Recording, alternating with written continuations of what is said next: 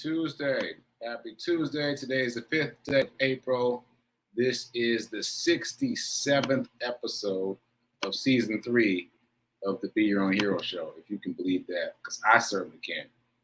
HERO is an acronym. It means helping everyone reach optimism. In other words, helping others helps you. It's a reciprocal action.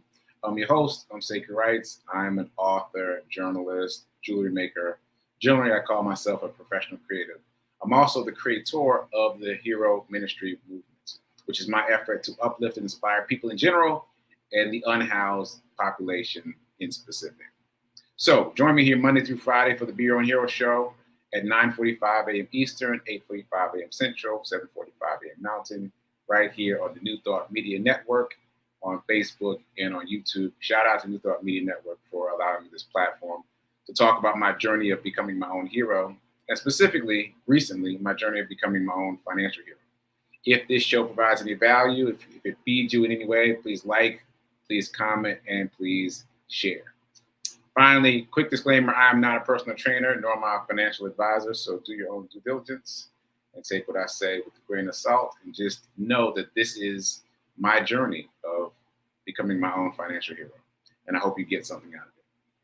Okay, so let's jump into it. Let's get into the Hero Ministry Movement news. Before I do that, shout out to Linda, shout out to Simone. I see you guys in the chat. Appreciate you being here live with me. So Hero Ministry Movement news. Today is day 309. Day 309. I've been running every day, at least a mile a day for now 309 days in a row. And I am going to play the run report today. I don't do it every day, but I'm going to play the run report today because there's something that I missed during the run report that I want to point out. So maybe you'll catch it, maybe not, but we'll find out together. So I'm going to play this and then I'll be right back with you. Run streak, day 309. I've been running every day, at least a mile a day, for now 309 days in a row. And what? And I'm still going. New goal is day 365. Make this a whole year. So today's run story. I ran a different route today. Got a late start, later than usual. And I just decided on the fly to run a different route. I didn't have a plan to run a different route. And the route was random. I didn't plan out the route. I was like, oh, let me make a left here. Oh, let me make a right here. Oh, let me run on this track. Let me run down the street. So, again, I like that I'm able to be flexible in that way now that I'm comfortable with running. There's what is it that Robert Greene says? Freedom comes from mastery. Freedom comes from mastery. So, I've mastered this enough. Not that I've mastered it, but I've mastered it enough that I can be free in terms of where I run and how I go, my route, etc. So I think that's it. Just a reminder that freedom comes from mastery. So learn more and more and more about what it is you're trying to master. And maybe you never attain mastery, but as you get more comfortable, you're able to riff, you're able to improvise. So that's been my experience. Anyway, I'm wearing the t-shirt, I just realized, from my very first 5K here in Nashville. They canceled it a couple of times because of the pandemic. And the first time it came back, I happened to be there. This is my very first 5K. I have to see when it is. Oh, is it in May? Yeah, it looks like it was in May. Anyway, check me out on my show, the Be Your Own Hero show. We're talking about wealth. We're talking about abundance. We're talking about changing your financial life, your financial world, and how to do that. Yesterday, we were talking about a man who went from being homeless to being literally a multimillionaire.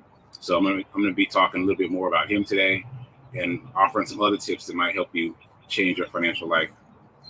So yeah, check it out. If you want to change your financial life, come join the ride. All right, I'll see you there Monday through Friday, 9:45 a.m. Eastern on Facebook and YouTube, the Be Your Own Hero show. Link is in the bio. Later.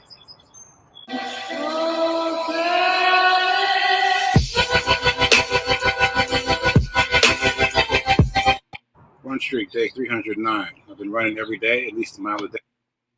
Okay, so that's today's run report. I guess it's not obvious what I was going to say. Oh, shout out to you, Nan. Oh, I owe you a response Sorry about that. We need to text each other. It'll be faster. Anyway, sorry for the sidebar, folks.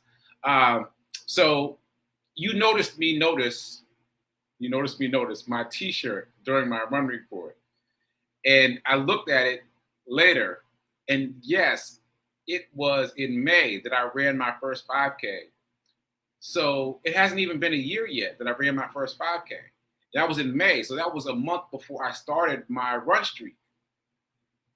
And so that's really shocking to me that it hasn't even been a year since I've run my first 5K. And look at all these medals behind me from running. And actually the blue cup at the very top, that's the award for my first 5K. And I've racked up all these since then.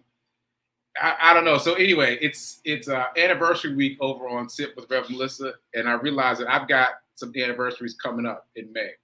Anniversary of my first 5K, and I have to run it again, right? I have to see what the difference is for me having run it completely unprepared, completely uninitiated, and then now as a quote unquote runner. Because when I ran that 5K, you've heard the story a couple of times, but when I ran that 5K, I showed up in street clothes. I looked like I just walked out of Sam's or Walmart or the grocery store. I had on cargo shorts and church socks, regular t-shirt, like no running clothes whatsoever. I was literally the only person running that day that was running in street clothes. How do I know that? Because I looked for another person. I actively looked for another person because I was like, if I could find someone else wearing street clothes, I'll feel a little better. But no, everybody was decked out in their running gear, and I felt so self-conscious. And I almost didn't run, but I did it anyway, and I ended up having a good time, which I didn't realize was a good time, but I ended up having a good time. And I was just really super impressed with myself for pushing through. So anyway, I have an anniversary coming up is the point. And a couple anniversaries, right? Because Rev Melissa's anniversaries are kind of my anniversaries too. So anyway, I got to do the math and figure out exactly when my anniversaries are. But I was excited to realize that it has not even been a year since I ran my first 5K. That blew my mind this morning. So I'm sharing that with you. All right, so back on track. All right, today was day 309 of the run streak, and I want to talk about the envelope challenge. I am renaming the envelope challenge. I'm changing the name because what we're doing is really different than envelope challenge. So we're calling it from now on, this is the dice roll challenge, specific to the way that I'm doing it. This is the dice roll challenge. So without further ado, let's roll the dice. And by the way, yes, I know that singular for a dice is die, but doesn't have the same ring. Doesn't have the same ring to it. Anyway, today's number is 6. The highest number possible is 6. So you're going to move. Okay, so you can do it 2 different ways. One, you can transfer $6 from your checking account to a new savings account, right? So do it digitally. Or you can move $6. If you have cash around, you can take $6 and put it somewhere, put it in an envelope, or put it in a drawer, or put it someplace special. But the point is to take $6 out of regular circulation and set it aside. I think the easiest way to do it is to transfer. It'll take you maybe 5 minutes to open a new savings account with your current bank. You can do it online. It'll take you 5 minutes. And then just transfer the money from your checking account to your new savings account. And the point is the money will accumulate quickly, much more quickly than you realize. If you haven't been watching the show this week, then you don't know that I accumulated $600 doing the envelope challenge for the past couple of months. And Rev Melissa accumulated $1,000 doing the dice roll challenge for the past couple of months. So the difference, just to show you how big an impact small baby steps makes, the difference between me making $600 and her making $1,000 is the fact that she also did weekends, Saturday and Sunday, and I only did it 5 days a week. Look at that. So if you want to create an extra $600 or $1,000 for yourself like that, start participating in this dice roll challenge. Start today. We're going to start over from day 1 today. So day 1, $6. Take $6 out of circulation. You can grab cash or you can transfer. I suggest you transfer because I think that's easier. But let's do it. Now, quick story. Yesterday I was on a Zoom and I mentioned, again, the dice roll challenge is what I'm calling it now. I mentioned it because I was excited about the fact that Reverend Melissa has not only accumulated $1,000, but bought a whole share of Tesla stock with it. Like, bravo, right? So I was talking about it on a Zoom, unrelated to New Thought Media Network, unrelated to the show, etc. And a woman on the Zoom told me that she did the envelope challenge for a whole year. A whole year. And check this out. Because of the amount of money she was able to save doing the envelope challenge, she was able to take a whole year sabbatical, a whole year off from work. She just went and traveled for a whole year because of the amount of money that she saved during doing the envelope challenge. So this challenge is real. It works. And once again, from now on, I'll be calling it the Dice Roll Challenge, as named by the way I choose to do it. But it works. It works. So if you haven't done it yet, today's your day. Today's your day to get involved. Imagine what you could do if you saved a whole year's salary. Imagine what you could do with that, especially in the stock market. Ooh, you'd be dangerous in the stock market with a whole year's salary saved up. All right, so enough about that. Participate. Day one, again, on the Dice Roll Challenge, $6. Let's go. Okay, so moving on to Morning Zen. So as you know, I've been reading the 7-Day Mental Diet again. I've read it before, but I've been reading it again. And so just to recap what we've talked about thus far and to add something else, the first thing that stuck with me is the idea of choosing fearful versus cheerful in all moments. Just bisecting your life into basically two moods. That has been very effective for me. Just choosing cheerful or fearful. And fearful may not be exactly what you're feeling, but the way you work with that is you say, am I cheerful? If you're not cheerful, move towards cheerfulness. So that was the first thing that I got from 7-Day Mental Diet this time around. Next thing is tune into your subconscious by completing this sentence. Well, these two sentences. Well, really it's 4, but I'm trying to simplify. So sentence number 1 is life is, fill in the blank. Sentence number 2 is money is, fill in the blank. So if you fill in the blank on those two sentences and you just write the first word or thought that comes to mind, that will give you a clear sense of where your subconscious is in terms of your feeling tone about life and about money. And if it's negative, then do some work in those areas to counteract those feelings. You want to make sure that you feel good about life, that you feel good about money. All right, the next thing that I got from 7-Day Mental Diet is that thoughts are magnetic. One negative thought attracts a bunch of other negative thoughts. And the example I gave from my own life is in terms of excuses. When I entertain just one excuse, lots of excuses come flooding into my mind. So avoid negative thoughts because they are magnetic. Lean towards positive, cheerful thoughts because they are magnetic also. And then the new one is you must develop the habit of stopping stressful thoughts. Stressful, anxiety-producing thoughts, you've got to break the habit of having those thoughts. And you break the habit of having those thoughts by breaking the thought midstream. So when you realize you're having a negative, anxiety-inducing thought, you feel some kind of way, you start to contract. The book suggests that you stop yourself internally by literally visualizing a stop sign.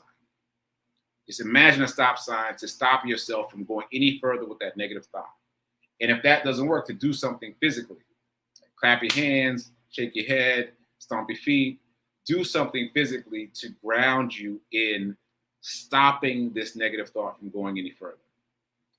Now, I know you're thinking that might make you look crazy, but I know from watching Tony Robbins, he talks about something very similar. He talks about how he used to do incantations, which are affirmations, but said with feeling. He used to do incantations in his car loudly, and he often saw people looking at him. But look at where he is now. Like, look at where he is now. It works. These things work. So never mind how it looks. Never mind how it feels. Do the things that people, thought leaders are saying works if you want to change your life. So, summarizing the most recent point from 7-Day Mental Diet is develop the habit of breaking your habitual stress-inducing thoughts by visualizing a stop sign and giving yourself some physical body movement to also break that thought. Okay, so that's my morning zen, and I want to add some. Well, you know what? Let's do it in abundance. So speaking of incantations, let's do our incantation. We're going to do affirmation first, and then we're going to repeat it as an incantation. All right? So shout out to you, Gladys. I see you made it. Thanks for being here. So we're going to do this affirmation together. We're going to do it twice. The first time is really to get the wording right, and the second time is the incantation, to really feel it, to get it in your bones. So, round one. I am so happy and grateful to be a multimillionaire in every area of my life. And one more time, the incantation is to really feel it so that your subconscious really grabs it and runs with it. Here we go. I am so happy and grateful to be a multimillionaire in every area of my life. All right. Feel it. Okay, so, and next thing is my reminder that if you only spend, you'll stay poor. If you only save, you'll stay middle class. If you want to become wealthy, you must invest. And I'm saying it every time I do this show as a constant reminder to break our habits about spending and break our habits about savings. Saving. You've got to invest. It's imperative that you invest in order to become wealthy. Okay. What's up, Margaretta? I see you checking in. All right. So a couple things I want to talk about here on Tip Tuesday. So first, I want to read this quote from a book that I'm reading about the stock market. And if you ever told me that I would be reading books about the stock market at all, ever in life, I would have told you were crazy. But I'm reading this book about the stock market, specifically about options, because I'm trying to understand what options are. Listen to this. I mentioned this yesterday, but I wanted to give you the exact quote today. Okay. At this point, savings accounts aren't really savings accounts. They're more like depletion accounts, as inflation eats away at the real value of your money. Read it again. At this point, savings accounts are not really savings accounts. They are more like depletion accounts, as inflation eats away at the real value of your money. Ooh, strong stuff. We've talked about this, right? But it's great to have it be co-signed out there in the world. So what does this mean? Just a reminder, if you've got $100 in your savings account and you leave it there for a year, it will still say $100. And you know, maybe it'll say $100.01, right? Because of the very small amount of interest that you're earning on your savings account, right? You're not going to earn much. But it won't be worth $100. What you will be able to buy out there in the world will be more like $70, $80, because the value of your money will have lessened. Inflation will have crept up, meaning the cost of goods will have gone up and the value of your dollars will have gone down. So if you just leave money in the bank, checking, savings, there's a slow leak. It's gradually losing value at the rate of current inflation. There's nothing you can do about it. The only way you can counteract that is invest. Invest at a rate higher than the rate of inflation. And that's how you at least maintain the value of your money. If you're not maintaining the value of your money, you're always losing. You're always losing. Isn't that groundbreaking to realize that you're always losing money unless you're investing? So anyway, I wanted to read that. And here's one other quote I want to read from this book, just to give you an example. In 1999, the average return for a one-year bank CD was 5%. Today, that same one-year CD pays just 0.5%, which doesn't even allow you to keep up with inflation. Look at that. And I don't even know exactly when this book was written. I think this book was written in 2019. But in 1999, just to read it again, in 1999, the average return for a one-year CD was almost 5%. And now that same CD pays less than 0.5%. Less than 0.5%. So again, you've got to find instruments to invest in that pay you at a rate better than inflation.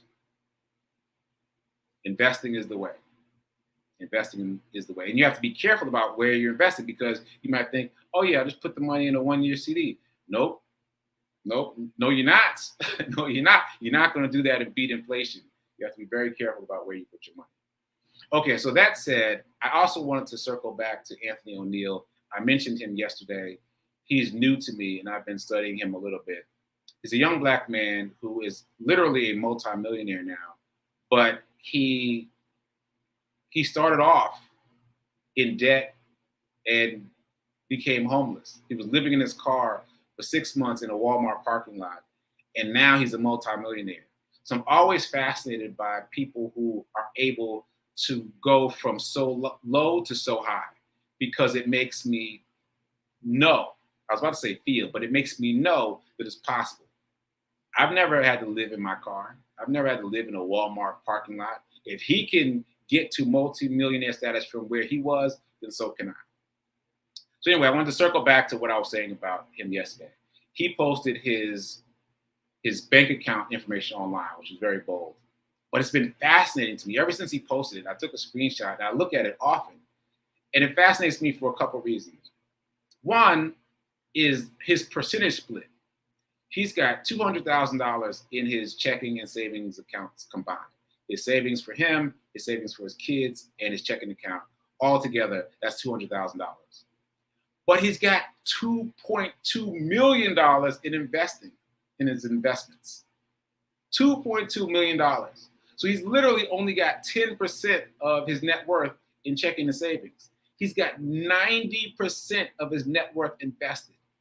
Imagine that. Like, that's taking Shaq theory to a whole nother level. I've talked quite a bit about Shaq theory, and his wealth building tool was investing 75% of his income all the time, off the top, all the time. So 75% of his income, investing that consistently throughout his career, has enabled him to be able to make more than he made at the height of his basketball career as an investor. At the height of his basketball career, he was making $27 million a year. He makes more than that now just on his investments without having to do anything. But that's Shaq. You know, I mean, big, huge, I mean, who makes $27 million a year, right? So what I like about these numbers from Anthony O'Neill is that they're much more accessible. Sure, they're big numbers, but they're much more accessible than Shaquille O'Neal numbers.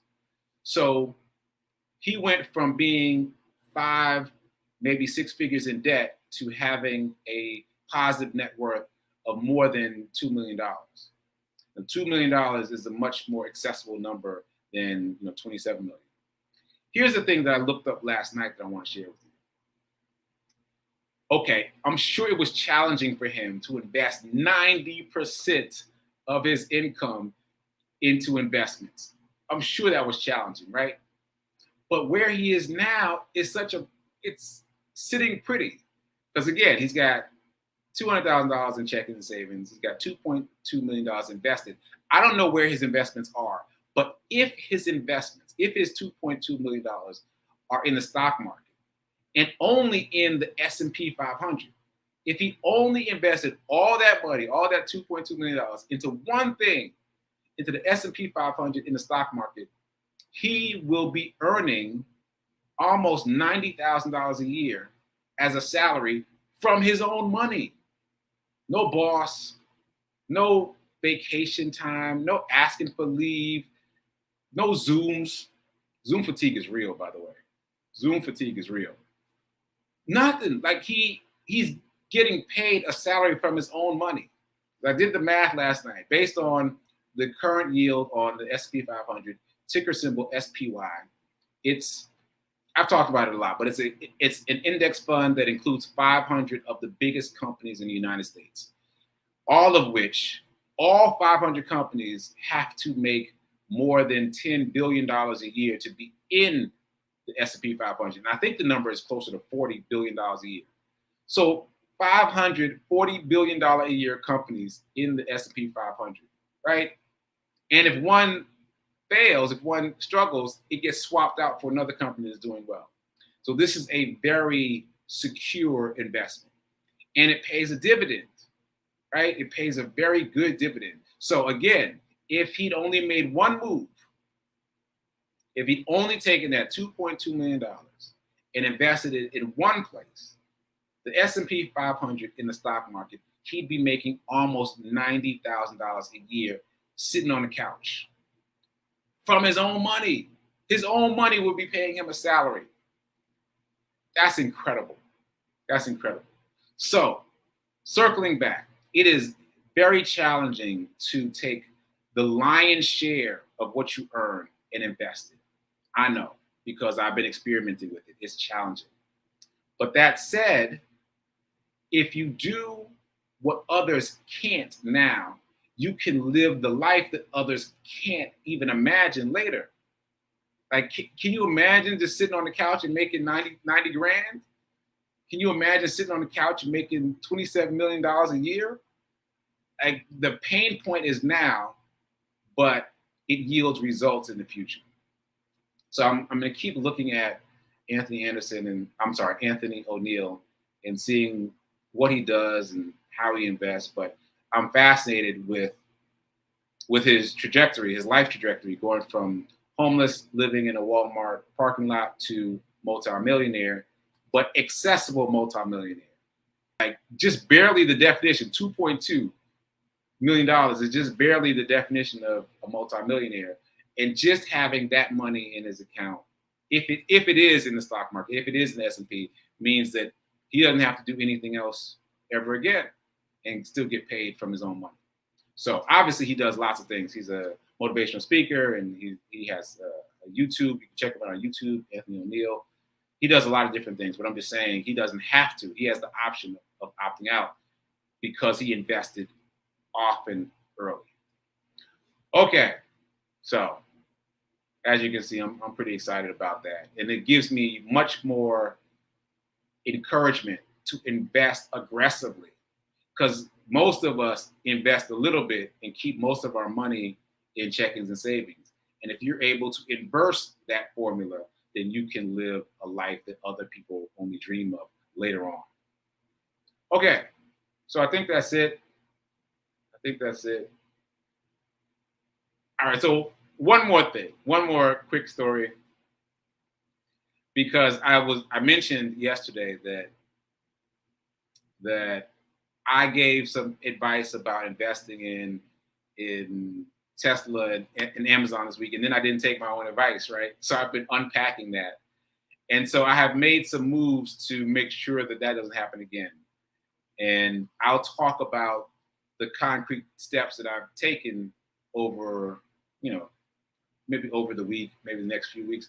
I'll talk about what I've done. But the main thing is I've recommitted myself to an investment mindset.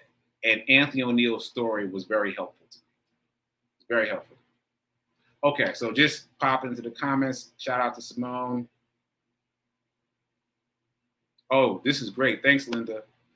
I developed the habit of checking my current mental attitude every time I walk through the doorway. Yes. And so, piggybacking on what you said, I'm developing the mental habit of checking my mental attitude every time I do something with money. Like pay bills in gratitude, think about investing first, think about moving the lion's share of anything that comes in into investments now, as painful as that can be, as challenging as that can be, so that I can lead a life in the future that other people only dream of. All right, so stay tuned for prayer time right now, 10:15. Stay tuned for Sit with Rev Melissa. It's yes/anniversary week over there on the Sit with Rev Melissa show. And check me out here again tomorrow, where, I forgot to do my reveal. I'll do my reveal tomorrow. So stay tuned to come back tomorrow to hear what I have to say that dovetails with Rev Melissa's anniversary. All right. So till then, keep doing. Be a hero. Most important, be your own financial hero. And remember that now is better than perfect in terms of investing. Go invest now. All right. I'll see you tomorrow.